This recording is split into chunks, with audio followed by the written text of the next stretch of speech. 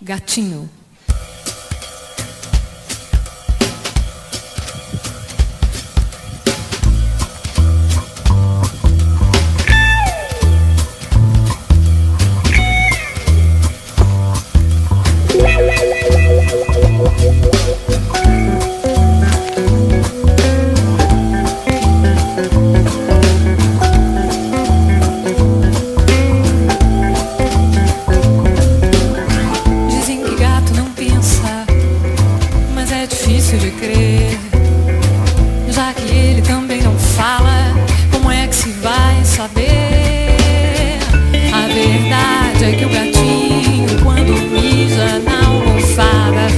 Depressa se esconder, sabe que fez coisa errada.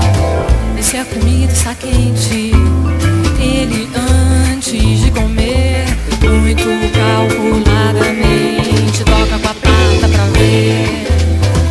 Só quando a temperatura da comida está normal, vem ele e come, afinal.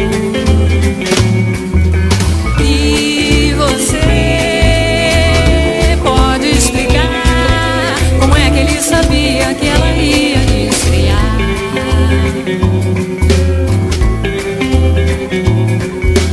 E você pode explicar como é que ele sabia que ela ia esfriar.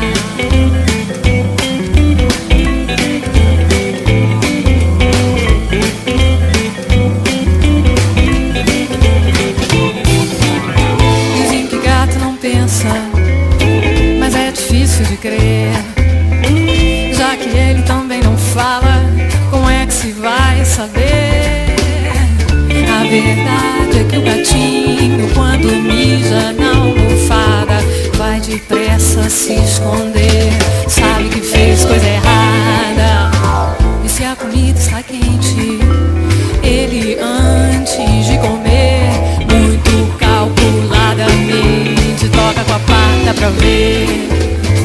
Só quando a temperatura da comida está normal, vem ele e come, afinal.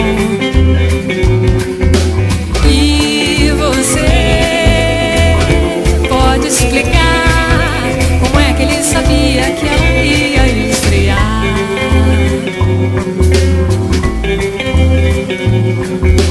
E você pode explicar ele sabia que ela ia esfriar.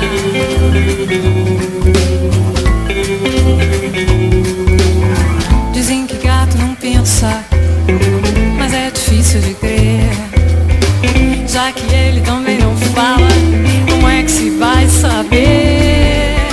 Dizem que gato não pensa, mas é difícil de crer.